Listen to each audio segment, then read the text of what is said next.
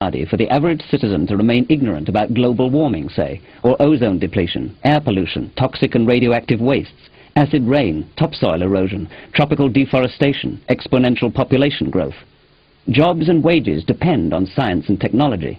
If our nation can't manufacture, at high quality and low price, products people want to buy, then industries will continue to drift away and transfer a little more prosperity to other parts of the world. Consider the social ramifications of fission and fusion power, supercomputers, data highways, abortion, radon, massive reductions in strategic weapons, addiction, government eavesdropping on the lives of its citizens, high-resolution TV, airline and airport safety, fetal tissue transplants, health costs, food additives, drugs to ameliorate mania or depression or schizophrenia, animal rights, superconductivity, morning-after pills, alleged hereditary antisocial predispositions, space stations, going to Mars, finding cures for AIDS and cancer. How can we affect national policy or even make intelligent decisions in our own lives if we don't grasp the underlying issues? As I write, Congress is dissolving its own Office of Technology Assessment, the only organization specifically tasked to provide advice to the House and Senate on science and technology. Its competence and integrity over the years have been exemplary. Of the 535 members of the U.S. Congress, rarely in the 20th century have as many as 1% had any significant background in science. The last scientifically literate president may have been Thomas Jefferson.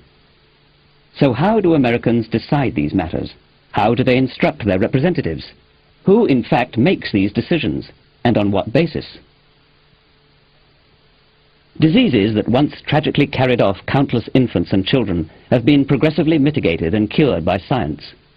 Through the discovery of the microbial world, via the insight that physicians and midwives should wash their hands and sterilize their instruments, through nutrition, public health and sanitation measures, antibiotics, drugs, vaccines, the uncovering of the molecular structure of DNA, molecular biology, and now gene therapy. In the developed world, at least, parents today have an enormously better chance of seeing their children live to adulthood than did they heir to the throne of one of the most powerful nations on earth in the late 17th century. Smallpox has been wiped out worldwide. The area of our planet infested with malaria-carrying mosquitoes has dramatically shrunk. The number of years a child diagnosed with leukemia can expect to live has been increasing progressively, year by year. Science permits the Earth to feed about 100 times more humans and under conditions much less grim than it could a few thousand years ago. We can pray over the cholera victim, or we can give her 500 milligrams of tetracycline every 12 hours. We can try nearly futile psychoanalytic talk therapy on the schizophrenic patient, or we can give him 300 to 500 milligrams a day of clozapine. The scientific treatments are hundreds or thousands of times more effective than the alternatives. And even when the alternatives seem to work, we don't actually know that they played any role. Spontaneous remissions, even of cholera and schizophrenia, can occur without prayer and without psychoanalysis. Abandoning science means abandoning much more than air conditioning, CD players, hair dryers, and fast cars. In hunter-gatherer, pre-agricultural times, the human life expectancy was about 20 to 30 years. That's also what it was in Western Europe in late Roman and in medieval times. It didn't rise to 40 years until around the year 1870. It reached 50 in 1915, 60 in 1930, 70 in 1955, and is today approaching 80, a little more for women, a little less for men. The rest of the world is retracing the European increment in longevity. What is the cause of this stunning, unprecedented humanitarian transition? The germ theory of disease, public health measures, medicines, and medical technology. Longevity is perhaps the best single measure of the physical quality of life. If you're dead, there's little you can do to be happy. This is a precious offering from science to humanity, nothing less than the gift of life. But microorganisms mutate. New diseases spread like wildfire. There is a constant battle between microbial measures and human countermeasures. We keep pace in this competition not just by designing new drugs and treatments, but by penetrating progressively more deeply toward an understanding of the nature of life. Basic research. I know that science and technology are not just cornucopias pouring gifts out into the world. Scientists not only conceived nuclear weapons, they also took political leaders by the lapels, arguing that their nation, whichever it happened to be, had to have one first. Then they manufactured over 60,000 of them. During the Cold War, scientists in the United States, the Soviet Union, China, and other nations were willing to expose their own fellow citizens to radiation, in most cases without their knowledge, to prepare for nuclear war. Physicians in Tuskegee, Alabama, misled a group of veterans into thinking they were receiving medical treatment for their syphilis when they were the untreated controls. The atrocious cruelties of Nazi doctors are well known. Our technology has produced thalidomide, CFCs, Agent Orange, nerve gas, pollution of air and water, species extinctions, and industries so powerful they can ruin the climate of the planet. Roughly half the scientists on Earth work at least part-time for the military.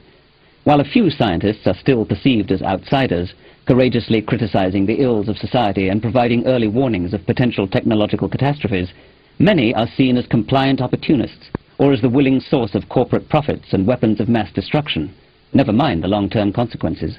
The technological perils that science serves up, its implicit challenge to received wisdom, and its perceived difficulty are all reasons for some people to mistrust and avoid it. There's a reason people are nervous about science and technology, and so the image of the mad scientist haunts our world, down to the white-coated loonies of Saturday morning children's TV and the plethora of Faustian bargains in popular culture, from the eponymous Dr. Faustus himself to Dr. Frankenstein, Dr. Strangelove, and Jurassic Park. But we can't simply conclude that science puts too much power into the hands of morally feeble technologists or corrupt, power-crazed politicians and so decide to get rid of it. Advances in medicine and agriculture have saved vastly more lives than have been lost in all the wars in history. Advances in transportation, communication, and entertainment have transformed and unified the world. In opinion poll after opinion poll, science is rated among the most admired and trusted occupations, despite the misgivings. The sword of science is double-edged. Its awesome power forces on all of us, including politicians, but of course especially on scientists, a new responsibility. More attention to the long-term consequences of technology, a global and transgenerational perspective, an incentive to avoid easy appeals to nationalism and chauvinism. Mistakes are becoming too expensive. Do we care what's true? Does it matter? Where ignorance is bliss, 'tis folly to be wise, wrote the poet Thomas Gray. But is it? Edmund Way Teale, in his 1950 book Circle of the Seasons, understood the dilemma better. It is morally as bad not to care whether a thing is true or not, so long as it makes you feel good, as it is not to care how you got your money, as long as you have got it. It's disheartening to discover government corruption and incompetence, for example. But is it better not to know about it? Whose interest does ignorance serve? If we humans bear, say, hereditary propensities toward the hatred of strangers, isn't self-knowledge the only antidote? If we long to believe that the stars rise and set for us, that we are the reason there is a universe, does science do us a disservice in deflating our conceits? In the Genealogy of Morals, Friedrich Nietzsche, as so many before and after, decries the unbroken progress in the self-belittling of man, brought about by the scientific revolution.